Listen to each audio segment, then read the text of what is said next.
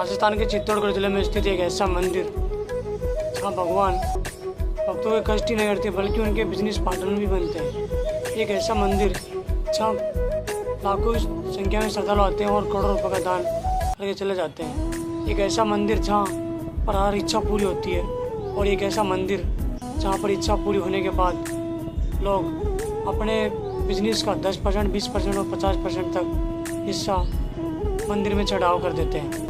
जी हाँ दोस्तों, एक ऐसा मंदिर में पेटी खुलती है तो करोड़ों रुपए का दान है वो वहाँ से प्राप्त होता है।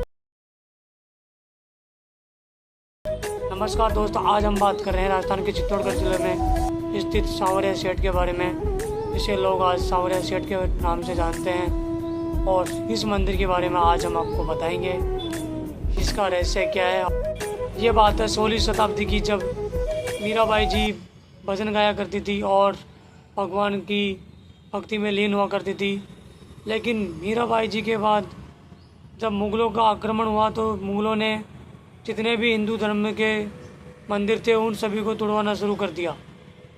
तो जब संतों को ये बात पता चली तो संतों ने प्रभु की इच्छा समझ करके इन तीनों मूर्तियों को एक ऐसी जगह छपा दिया जो कि उनको पता न लग पाए।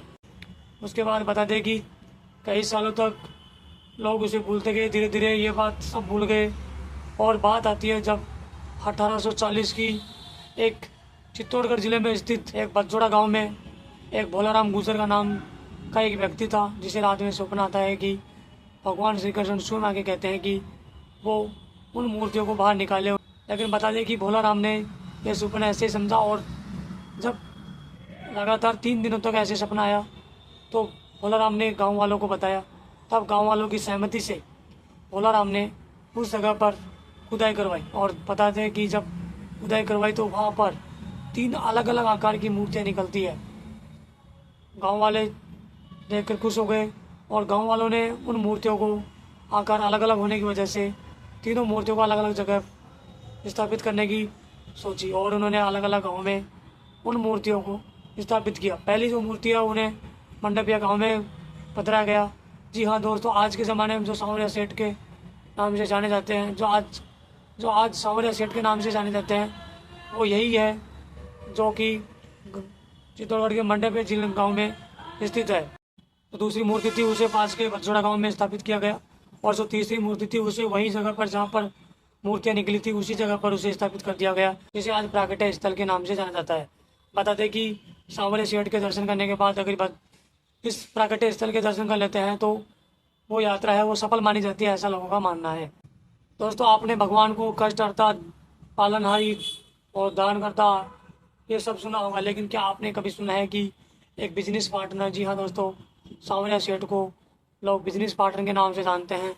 जब लोग अपना मनोकामना यहाँ लेके आते हैं और जब उनकी इच्छाएं पूरी होती है तो वो अपनी मर्जी से बिजनेस में से 10%, 20%, यहाँ तक कि 50% तक का भी दान कर देते हैं। हाल ही में कुछ दिनों पहले बताया जाता है कि एक पेट्रोल पंप वाले ने जब भगवान को एक लेटर दिया उसमें लिख के दिया था कि ये भगवान अगर मेरी इच्छा पूरी हो जाती है तो वो उन्हें चांदी का पेट्रोल पंप चढ़वाएंगे। जी हाँ, बता दें कि जब उनकी इच्छा पूरी हुई, उनका पेट्रोल पंप अच्छे से चलने लग गया तो उन्होंने सांवरिया सेठ जी के यहाँ पर चांदी से बना हुआ फुल पेट्रोल पंप वहाँ पर दान किया था। और साथ ही में लोग सोने चांदी के आभूषण इतनी ज़्यादा में दान करते हैं इसका कोई अता पता ही नहीं है। जब महीने में दान की पेटी खोली जाती है तो वहाँ पर करोड़ों रुपए का जो कैश है वो निकलता है और लाखों करोड़ों के सोने चांदी के गहने निकलते हैं। और साथ ही में मैं आपको बता दूँ यहाँ पर आज अलग अलग देशों की मुद्राएं भी निकलती है। जी हाँ, बताया जाता है कि यहाँ पर डॉलर, रोमानिया देशों की है वो करेंसी यहाँ पर निकली है। तो ऐसा लोगों का मानना है कि यहाँ पर देश नहीं बल्कि पूरी दुनिया से यहाँ पर लोग आते हैं और अपनी मन इच्छा से दान करके जाते हैं। कि जो सांवरिया सेठ जी के मेला है वो भाद्रपद महीने के में जो जगजूलनी एकादशी को पड़ता है। 3 दिवसीय मेला होता है जिसमें लाखों की संख्या में भक्त आते हैं और अपनी मन मर्जी से दान करके जाते हैं। दोस्तों, ये थे कुछ रहस्य जो कि मैंने आपको सांवरिया सेठ जी के बारे में बताया। धन्यवाद। फिर मिलते हैं किसी नेक्स्ट वीडियो में।